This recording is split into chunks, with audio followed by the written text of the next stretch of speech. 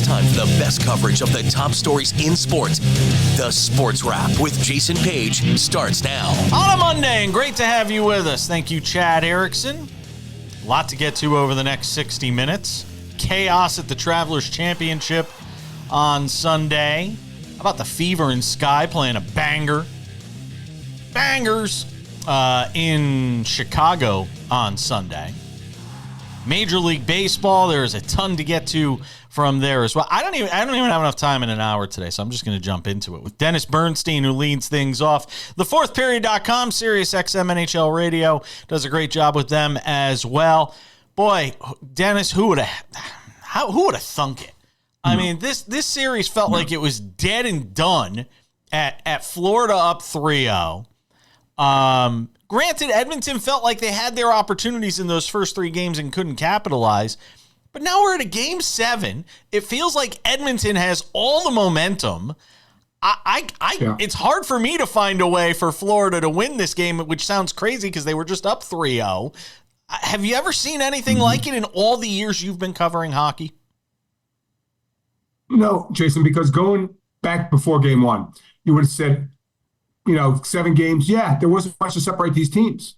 But there was a 3-0 Panthers, and now we're back 3-3. They say in hockey there's no momentum from game to game.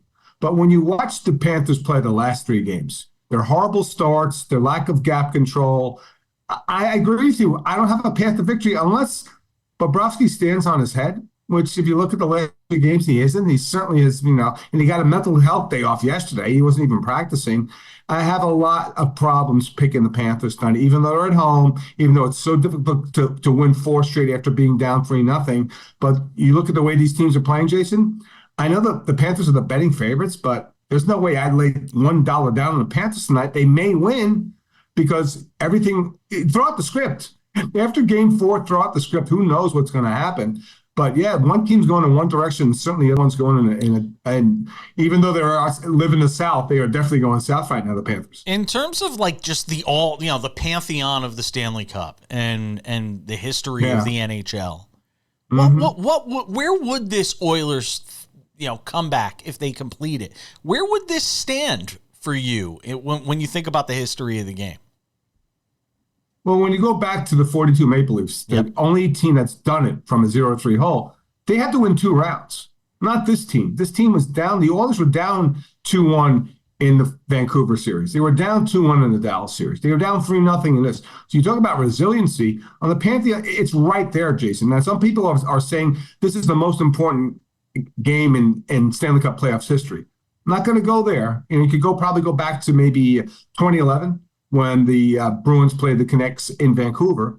But this is right there. This is probably a top 5 all-time game right now because of the anticipation that's built, because it's Connor McDavid, because the ratings have been superior in the States with ESPN. There's a lot of eyeballs on this game. The NBA Finals are over, Major League Baseball, So it's right there with respect to importance, and I certainly think with respect to viewership as well. Boy, I got to tell you, and it's funny you mentioned the viewership thing because I went yesterday and did a bunch of homework on TV ratings for NHL Stanley Cup games. And, you've obviously over the years, if you look over the last 25 years, you've seen a decline, obviously, in the numbers. And these two teams, as much as you're a hockey guy, from a national standpoint, they don't captivate a lot of American imaginations. This might have been the perfect scenario for getting non-hockey guy to park himself in front of the TV for 2.5 hours tonight and watch two teams he probably hasn't watched all year. And to your point, Jason, if I told you in October when the season started, Florida to Edmonton in the Stanley Cup Final, you would tell me the ratings were 0.1, right? You would have said, no way. But I think the intrigue, the way that the rally from 0-3, the fact that it's Connor McDavid. Look, let's be real here. If it was the Rangers and Oilers, the ratings would be higher, without question. But I think this has captured the imagination of the casual sports fan. And I think as much as you want to disparage ESPN because they don't really cover hockey much, the fact that it's on SportsCenter with, SVP at night and stuff like that, and they're doing interviews. And Biz on with Stephen A. Smith, are you kidding me? In what universe did that ever happen? So I think the fact that you do get some, currency with being an ESPN, but I agree with you. I think at the beginning of the season, I would tell you, it wouldn't have been so. And Jason, it could have been one of the worst cup finals. If the Florida Panthers swept, we'd be having an entirely different conversation about ratings and stuff. So I just think the last week, with respect to the rally, because Connor McDavid has led it, I think that's really, really increased the audience. Not that anything could ever eclipse, Wayne Gretzky in Edmonton, but what it would mean for Connor McDavid to be able to pull this off with this group. Give me some thoughts on sort of what it does for his cachet, so to speak, not just in Edmonton, but really around hockey. I think people are seeing that he's the best player of his generation, without question. There's some conversations about Nathan McKinnon, maybe Leon Draisaitl. Well, the fact that he's doubled Sasha Barkov's, who's the leading scorer for the part of the Panthers' point total, it's 42-21, establishes him as the generational player. But 9 seasons in, hadn't won a Stanley Cup. There was a lot of conversations. If he doesn't win a couple of years from now, he's a free agent. Will he leave Edmonton?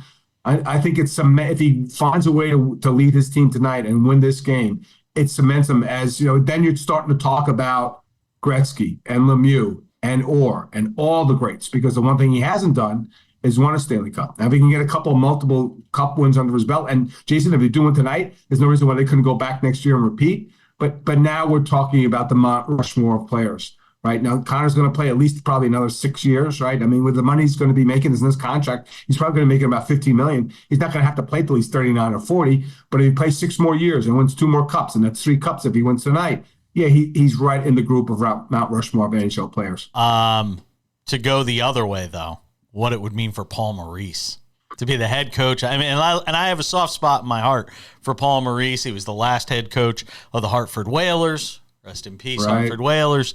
Wow. I can't even fathom what it would be like for Paul Maurice, who's been, that's the one thing missing from his resume. Yeah, it is. And his eloquence has been amazing. He's been great on the, up on the podium all the times, but Jason, he's got to win a game. His team's lost 3 in a row. He really hasn't made any changes. I know that they have to play up, the Panthers. He has to manage up. He really does. This has to be his finest hour, as well as his team's finest hour, because you want to be on the side of negative history. I would feel bad for the man. He's been a great coach. He's been great for the game. He's passionate about this game, but you're paid to win games. And when you're up 3-0, you have to win the Stanley Cup. And that's the one. It's going to be a black eye on his resume forever. Now, maybe he goes back next year. I don't even think he goes with this team, because, Jason, I think one way or the other, it's not going to be the same part of the Florida Panthers team next season. So this is his best shot tonight. And he's got to be at his best in the finals. He's got to outcoach Chris Naba, because, to be frank, he hasn't in the last 3 games. Dennis Bernstein from South Florida. Thank you, my friend. We'll talk again soon. Enjoy the game. It was a pleasure, Jay. Thanks for the time. Over 13 million Americans were affected by identity theft in 2022, and the threats go way beyond just credit card fraud.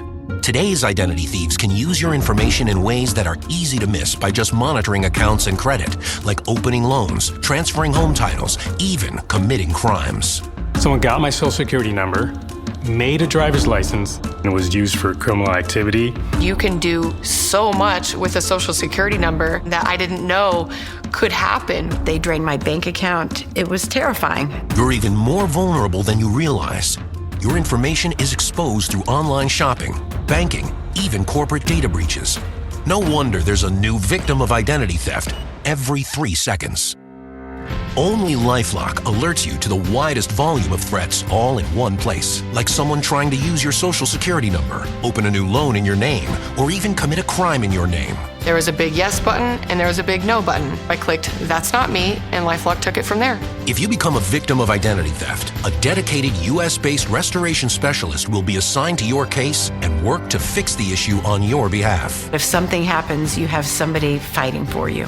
All LifeLock members are backed by the LifeLock $1 Million Protection Package, including reimbursement for stolen funds, personal expenses, and coverage for lawyers and experts up to $1 million. It can be dangerously easy to steal your identity. With LifeLock, it's easy to help protect yourself. I will be with LifeLock forever. Join the millions of people already protected by LifeLock. And for a limited time, save 25% on your first year with promo code 25TV.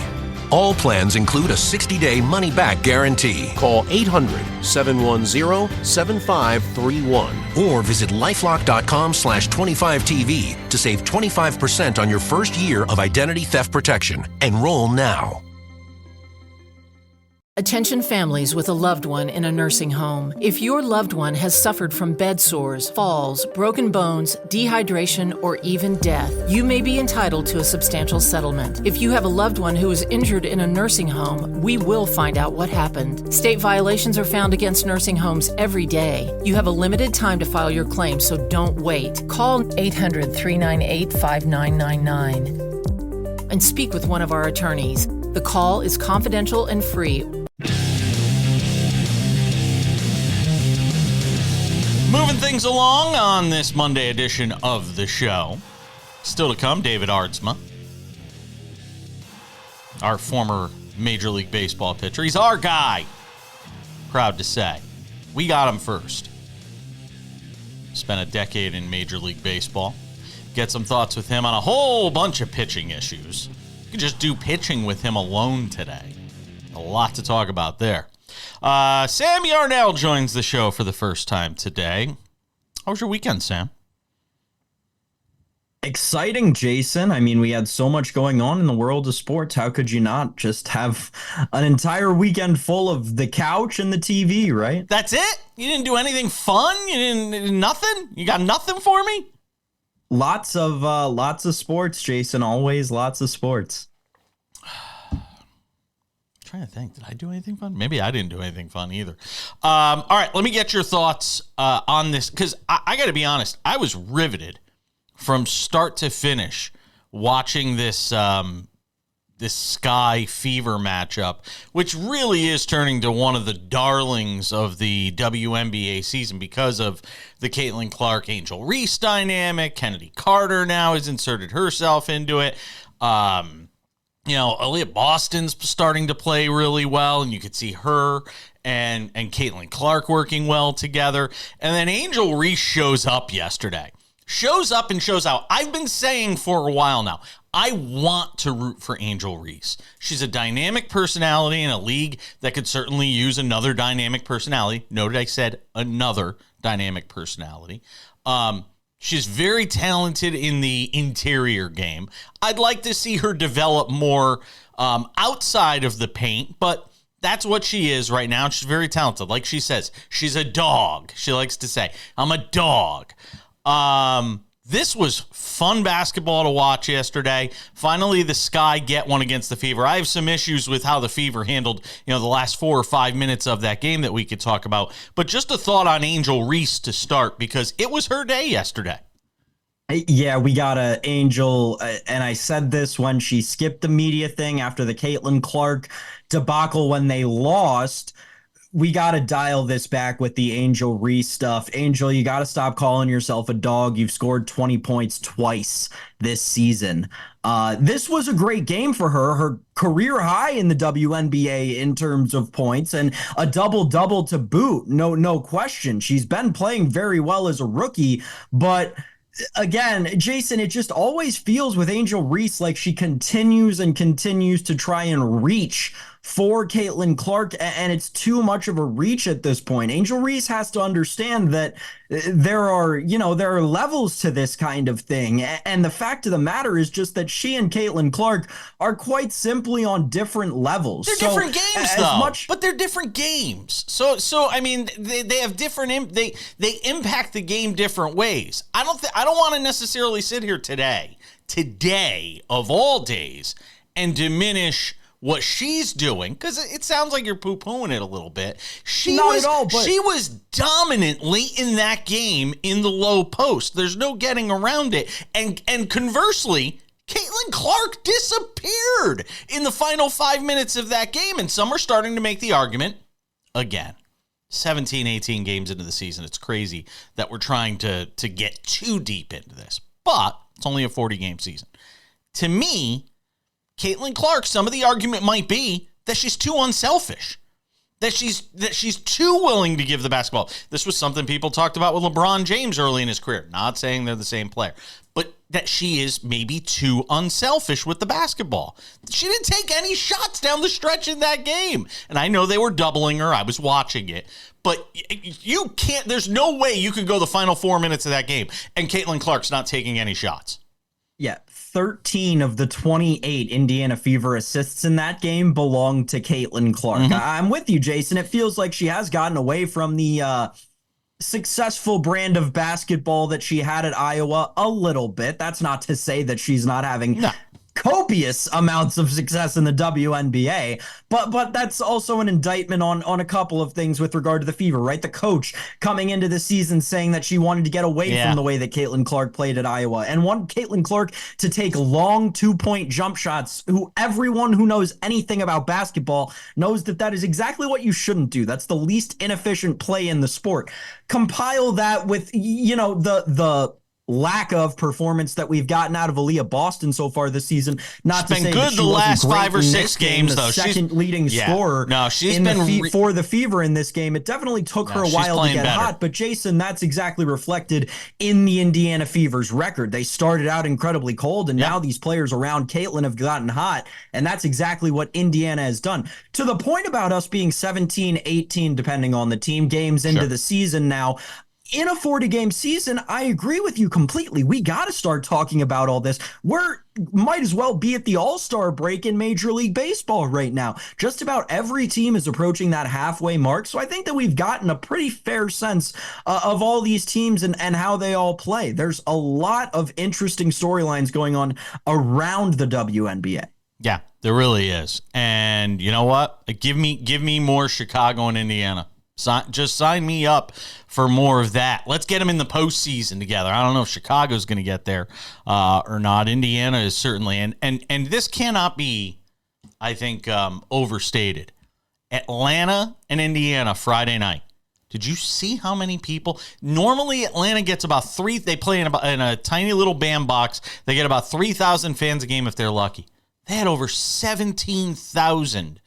At I don't know if it's still called Phillips Arena or whatever in Atlanta, but they had over 17,000 in Atlanta for that game on Friday night. And again, to go back to something Angel Reese was saying about, oh no, we're driving this too, and it's us, and it's this, and it's that. Well, you're not bringing 17,000 fans into a WNBA game to see Angel Reese. Now she keeps playing the way she is, though. Yeah, and look, she's a personality. There's no getting around it. She is one heck of a personality. And kudos to her on this. Game ends. She went and ran over to Cheryl Swoops and paid her respects to one of the all-time greats to ever do it, male or female, when it comes to basketball. I liked that. Good optics at the very least for Angel Reese.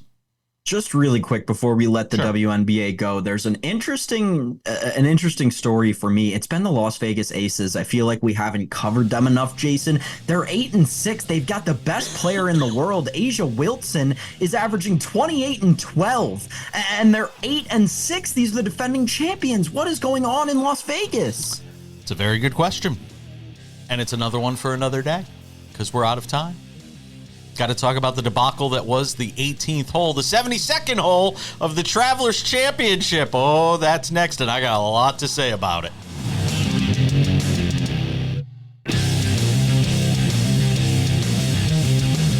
This Monday edition of the show continues.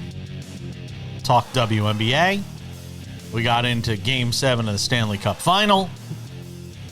Now we got to talk about what the hell happened on Sunday afternoon at TPC River Highlands in Cromwell, Connecticut, 72nd hole of the Travelers Championship, when you've got a duel going on between Tom Kim, the 22-year-old neophyte, and Scotty Scheffler, who is right now, the face of the PGA Tour, who picked up his 6th win yesterday in a playoff against Kim.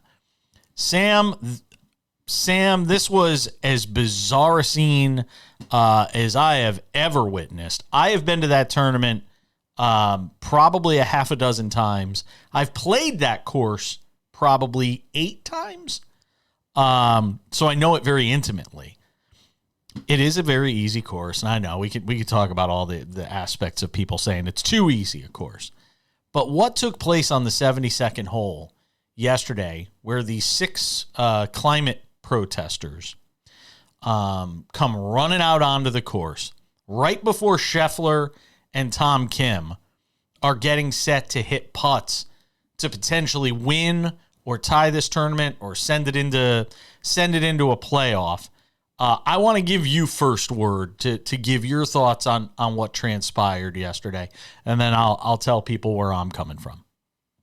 Yeah, I mean, so weird transpiring of events, right? At a weird time in a random tournament. I think that was my biggest takeaway. It's like protesting is like great. Like if you believe in something and there's something where you want to make an issue or you really want to make your voice heard, like that's one of the really cool things about America is that you have the right to do that. But like contextually, I just didn't really get this.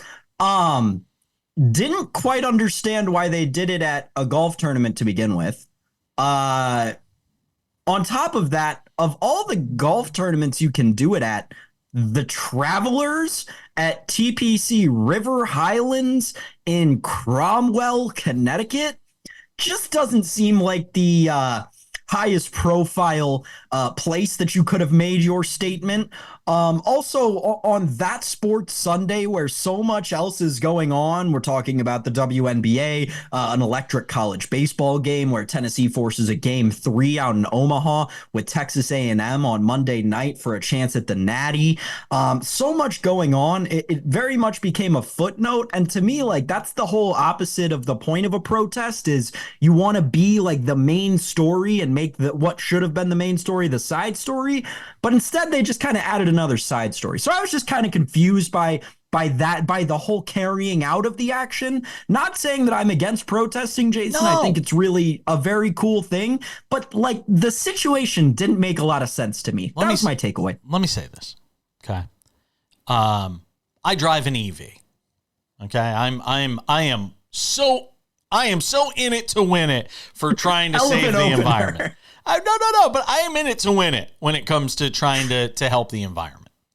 My husband's from a country that literally could just go underwater anytime in Singapore. I live in one of the 5 or 6 hottest places on the planet. So I know what climate change means.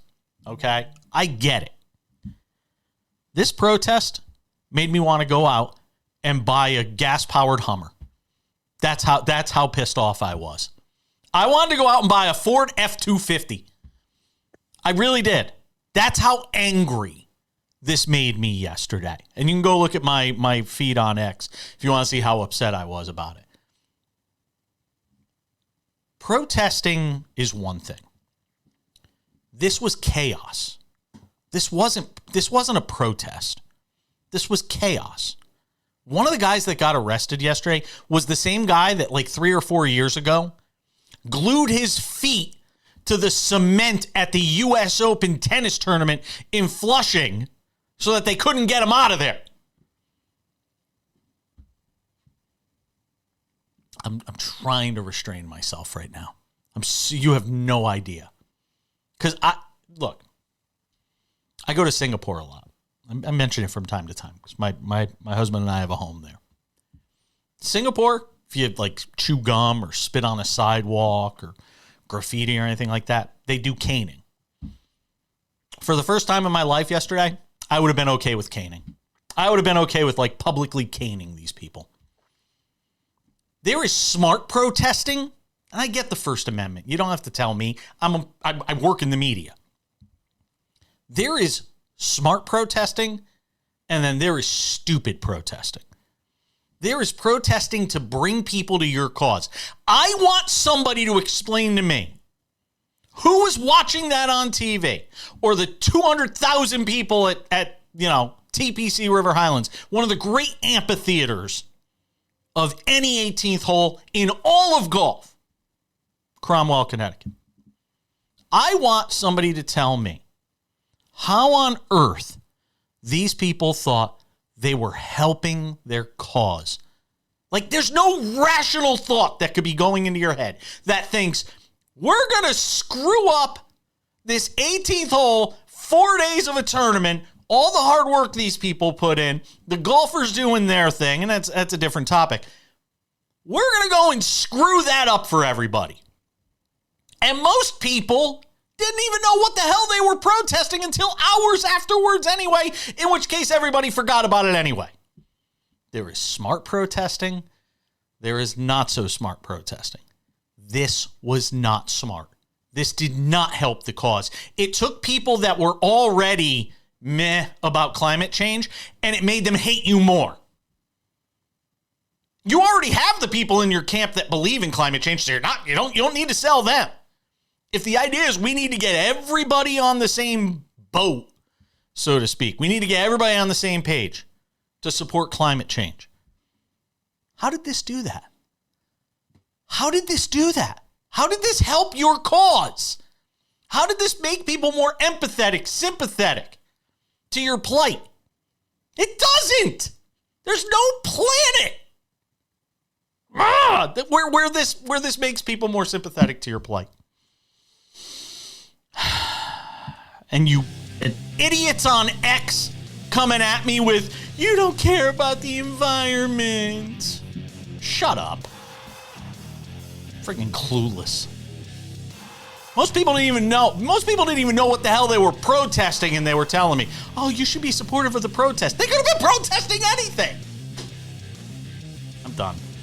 I'm done. David Aardsma joins us next. I'm going to go calm down. We'll be back.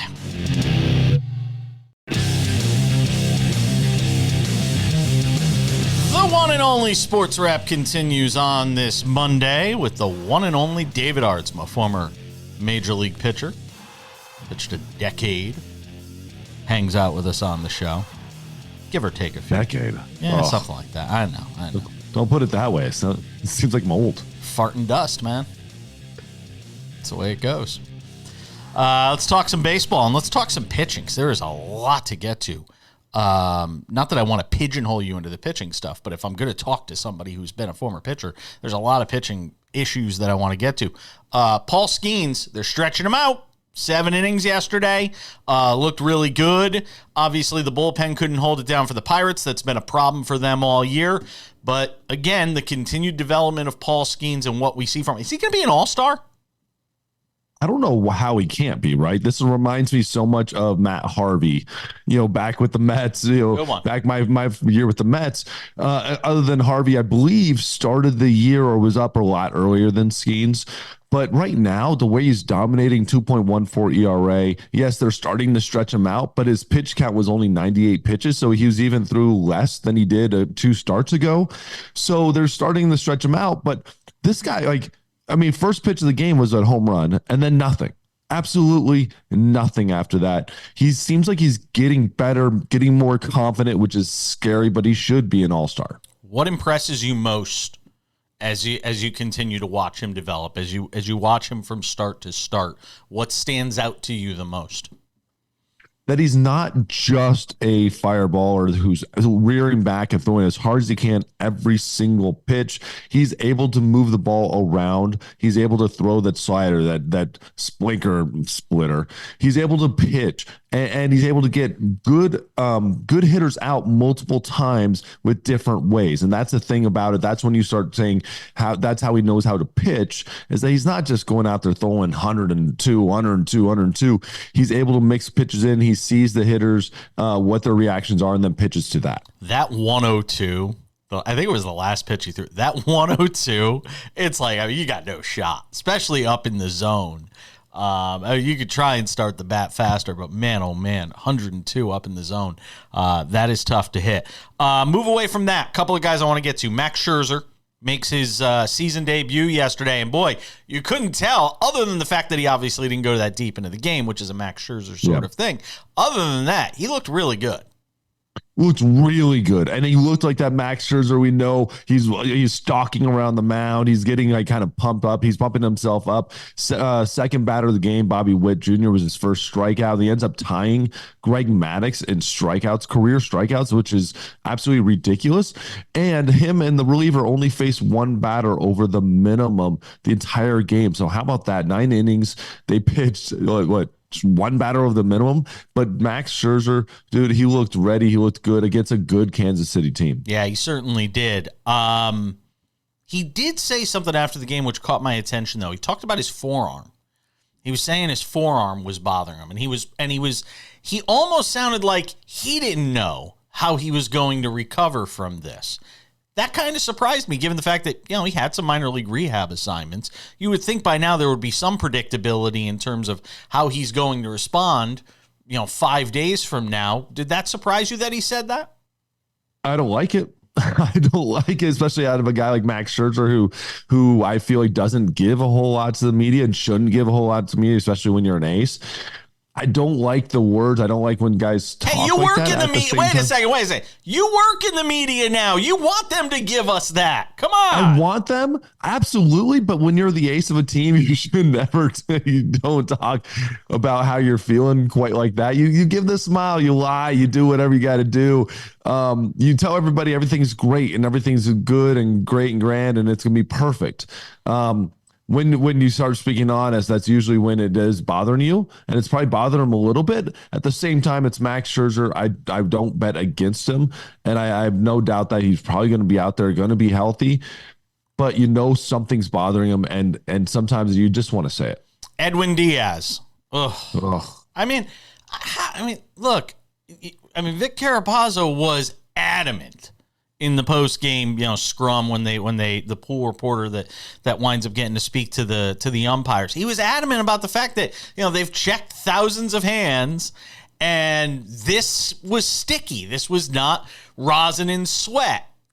What does baseball do about this? Because he's going to be lost for 10 games. By the time he pitches next, it's going to be like 17 days since he last threw a baseball. The Mets can't replace him on the roster because you're not allowed to replace a suspended player for this with a different player. And the Mets are playing well right now. They're finally starting to put it together a little bit, and now they got to deal with this. But talk to me about Diaz. Well, especially after an early start to the career, or early start to the season, or wasn't all that good, right? It wasn't a good start. He ended up having the shoulder issues, the impingement, comes back, and is actually pitching really well, right? Starting to pitch good, got a couple saves, got his job kind of back, and then this moment. I have a hard time trusting the umpires that these hands are that sticky. At the same time, it's subjective, and so there's nothing we can really do about it. And these guys aren't that bad. It just in your heart, you don't want to trust them, but they know what they're doing. They know when a hand is totally different and something is absurdly different. And so that's what they're basically saying. This is totally different than what we've seen in the past.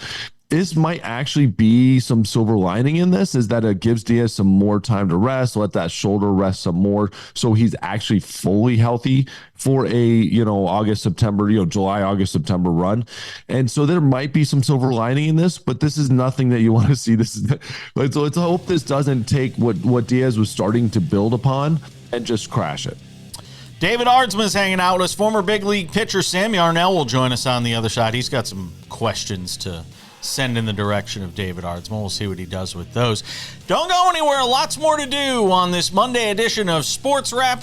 Still more to do. Stay with us.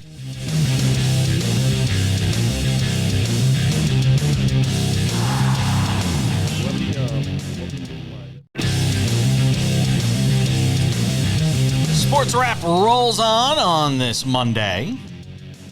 Let's bring in the whole gang. David Aardsma is back for another segment. Sammy Arnell joins us as well. Real quick, David, Luis Severino, just talking about the Mets at the end of the last segment. Good start for him yesterday, and a very encouraging sign for a guy who was one of the best pitchers in baseball just a few years ago and just hasn't been able to get it figured out. How much of it with him is mental versus the physical? It has to be at this point, because especially when you go out to your last start against Texas, give up 6, right? You're giving up 6. You get 6 innings, which is wonderful. You're giving up 6, but then you come out to the Cubs and you're just shutting him out, like pitching incredible. But he's been doing this against Arizona. He gave up 4. He comes back against Washington, and Miami gives up 1. Right before that, he had given up 5 to Miami too. So it's a constant up and down battle. That to me shows that it's mental, that it's something inside there, that one day is totally different than the other. Physically, I think it's probably the same. You can't start to start. You're not going to change that much. It's got to be mental, that ability to just go out there and be consistent. But that's the difference between a number 3 or number 4 starter and a number one, which we thought he was for a little bit with the Yankees. David, I want to go from one Luis to another and from one side of New York to the other. Luis Gil has been such a great story this year, obviously in contention for the Rookie of the Year and a cornerstone of that Yankees rotation that has been so strong. June didn't treat him so kindly. Couple of bad starts. Next thing you know, a 5.5 ERA in the month of June, and the walks have not gotten any better for Gil. What do you think has kind of contributed to the fall off of him? Is it the innings ticking up? Is it the coming back from the injury? Because this Yankees rotation has been so great all year. Is Gil starting to falter, do you think? I think starting to falter without a doubt. But when you're a rookie, when you're coming into this league, sometimes, right, and we haven't seen this with Skeens yet, but I think he hasn't made as many starts as Gil. The league generally gets to know you, generally gets to understand you, understand tendencies, understand how he's going to throw different types of batters in different types of situations. And that's Major League Baseball, right? But that's what separates a guy like Luis Gil. And when he starts to scuffle, is he going to then turn it on and become a different pitcher? It's a constant up and down battle as a pitcher, right? As a starter, especially young, is where you come out, you're throwing flames, you're striking everybody out, no one knows you, so you look perfect, and then the league starts to adjust, right? The league starts to figure you out. That's what I'm seeing right now. And I am seeing a couple more balls over the plate, though, too. To be honest, the last couple starts, I've seen him leave the ball over the plate a little bit more, and that's when guys are starting to attack. Where in the past, it almost looked like guys were on their heels. Guys were sitting there and not getting great swings. Even sometimes when he made mistakes, they weren't getting good swings on the ball. Now you're starting to see them settle in and take better hacks. What'd you make of Garrett Cole's first start back? The Yankees didn't want to obviously stretch him too far, which I don't think he was all that happy with. Maybe they get him up to 75, 80 pitches in this next start. What did you see from Cole that was either encouraging or discouraging? You know what? I liked it a lot. I thought it was great. Again, 4 innings pitch. You're not going to go out there, stretch him out. I don't think they need to stretch him out a whole lot, especially with how good that pen has been and that they have the starters to be able to just kind of keep building innings. I thought he gave the Yankees exactly what they needed. A really good, solid start. It's you against a great team. Again, 2 earned runs, but one that he was, directly on the mound for, and then obviously came in and gave up a home run, one of his other runs, right? And so I actually thought I thought it was great. 5 strikeouts, 1 walk. I thought he looked really good. I thought he can be a little bit sharper, though. I felt like there's definitely more there. But when you're facing a team like Baltimore, the team, the run they've been on, how good they've been just constantly, I'm going to take anything I can possibly get. You're going to give me 4 innings and essentially give up 2 runs. Man, that is a win, and especially with Garrett Cole back on that mound. Look for him. He's not Max Scherzer. He's not going to go out there and strike out the world. His first start, he didn't do that. They didn't just kind of let him go. It kind of a little bit more like they did with Max. But it is absolutely encouraging, and you have to be happy if you're a Yankee fan.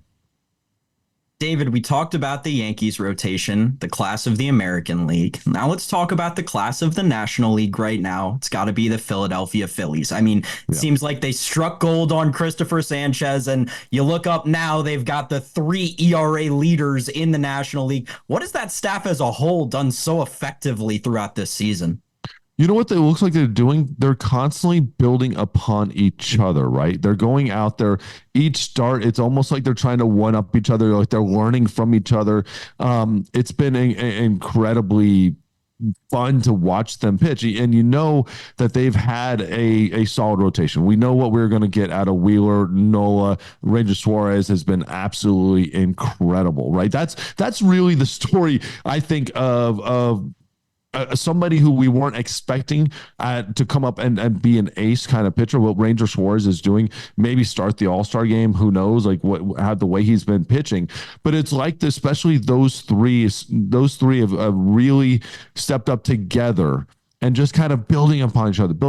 Then you see how they're doing that with the other guys in the rotation with Christopher Sanchez and kind of helping each other out. But when you have a team like this that's so good offensively, and then you let the starters just sit back and say, hey, just give us good, solid outings, you tend to start building, and that train starts rolling, and all of a sudden you can't stop it. Kind of like what the Yankees were doing when the offense was just rolling. That rotation can just start just doing their thing, and they don't have to be perfect. And that's the best thing, is when you don't have to be perfect, you tend to be really, really good. There's a narrative developing, by the way, to go back to the Yankees for a second, and it's not one I like. They've lost 4 of 6 to the Orioles. They've lost 2 of 3 to the Dodgers. They lost 2 of 3 to the Braves. Yeah, they're beating up on the Sisters of the Poor, but I'm kind of worried about the Yankees against good teams in the early going. We don't have enough time to delve into it. I'm just saying. They're the baseball Dolphins. Oh, God, here we go. We're coming back with more sports wrap. Odds and ends are next. Thanks, David.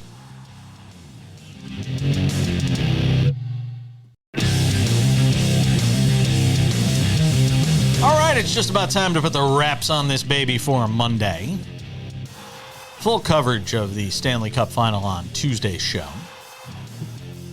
History is going to be made one way or another. Either a fan base is going to be devastated or a fan base is going to be thrilled. I mean, like Dennis Bernstein and I said, there's no middle ground on this. If you do not check out the show, or if it's not available, of course you're checking out the show. If you don't get the show Monday through Friday on your TV station, or maybe you just get the weekend show and not the daily show, the Sports Wrap with Jason Page podcast is available. Every podcasting platform has it. Go and check it out today. Google Podcasts, Spotify. You can watch us on Spotify. Apple Podcasts, Google Play. That's what I meant to say. iHeartRadio, TuneIn. We're on all of them. All right. Without any further delay, time for some odds and ends. Odds and ends, Sam Yarnell. Odd that the Cleveland Cavaliers decide not to go with Borrego and decide to go with Kenny Atkinson instead. We've already kind of seen the Kenny Atkinson show. And he's a great assistant coach, and some guys are just great assistants. There's been a few people that have pointed out a couple things that I want to say here. No Sam Cassell? How is Sam Cassell still not getting it? Sam Cassell kind of feels like the Eric Bieniemy of NBA head coaches.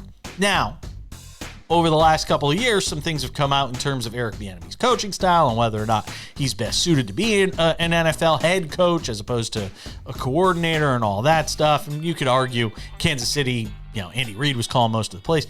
But Sam Cassell is a great basketball mind who still isn't getting an opportunity, and we're seeing these retreads, hate to use that word, but that's what they are, that get an opportunity. Kenny Atkinson, the latest, the Warriors assistant, going to be the head coach of the Cleveland Cavaliers. Yeah, one thing, you brought up Eric Bieniemy, an interesting note, and we'll get to this, I imagine, tomorrow or one of the next few days during this week. An interesting report from CBS Sports this week about Eric Bieniemy and some of the things he did during his time in Washington as the Commanders' offensive coordinator. We'll get into that later on this week on the show, because there's definitely some stuff to delve into there. Jason, my big takeaway, and I'm going to say this every time for the rest of the offseason, that there's an NBA head coach that's signed to a new team. Monty Williams is the biggest winner of this coaching carousel, and it is not close. Being paid $70 million not to coach the Detroit Pistons is more of a win than Kenny Atkinson, more of a win than JJ Redick, more of a win than Dan Hurley. I mean, the guy's sitting on top of the hill right now, and there's no getting him off of it. You're exactly right about Kenny Atkinson. He is... I think a lot of us can agree on the fact that he was very clearly cut out to be a career assistant. He's mid. But it'll be very exciting to see him back with Karis LeVert and Jared Allen. But Donovan Mitchell, because like the Brooklyn Nets but here's what's crazy. According to Shams Charania of The Athletic, he's going to be Donovan Mitchell's going back there. Are you telling me Donovan Mitchell wanted Kenny Atkinson? Is that why he got the job? I'll be curious to see how this gets flushed out over the next few days. All right. Luckily, it is not the end for John Force, as in the end of his life. Did you see this yesterday? NHRA racing in Virginia. I don't know, maybe down the street from where you're from, Sam. NHRA racing. John Force in a horrific crash on Sunday. Somehow, alert and coherent and able to talk to first aid workers. I mean, watch this video of him going 300 miles an hour, turning into a fireball. It was like Daredevil. It was like he turned into Daredevil and turned into a fireball and crashes into a wall and somehow survives. He's 75 years old. My dad gets into accidents riding the tractor, mowing the lawn. This guy's 75, crashing into wall. Oh my God, the video is stunning. It's absolutely breathtaking to watch. I hope he's better. Can we just say, I know he won 3 weeks ago, and people are going to say, I can't say this because he won 3 weeks ago, or it's ageist to suggest this. Dude, it's time to hang it up. You're 75 years old. It makes me sometimes wonder if some guys want to die in a race car. If some guys just have a death wish, or that they have nothing else in their life they can possibly enjoy, that you would be doing this at 75. It goes back to the age-old argument that we've had multiple times on this show, I guess debate, multiple times on this show in the last month, Jason. And first of all, yes, hope John Force is okay. Accident was crazy, 302, in excess of 302 miles an hour. I mean, there are a few of us who have ever gone that fast in a vehicle with four wheels on the ground in our lives, let alone imagine getting into an accident at that speed. But to the point about him retiring, it's the same discussion that we have about Rafael Nadal, about Novak Djokovic, or that we're about to have about Novak Djokovic. It's the same discussion we're going to have about LeBron James in the next couple of years. It's John Force is one of the greats in drag racing history. The greatest. If you are at that level, and if you are at that stature, I should say, and still able to perform to that level, who's to tell you when you should stop? I mean, if this guy wants to go until he's 83, if he's still performing and still winning, who are we to tell him to stop? Who wants to see somebody go out this way, though? And I don't mean go out. I don't mean go out in terms of retirement. I mean in terms of life. Come on, Sam. If this was your grandfather, you'd be okay with it? If my grandfather were as good at racing as John Force, it wouldn't be a question. We'll see you tomorrow.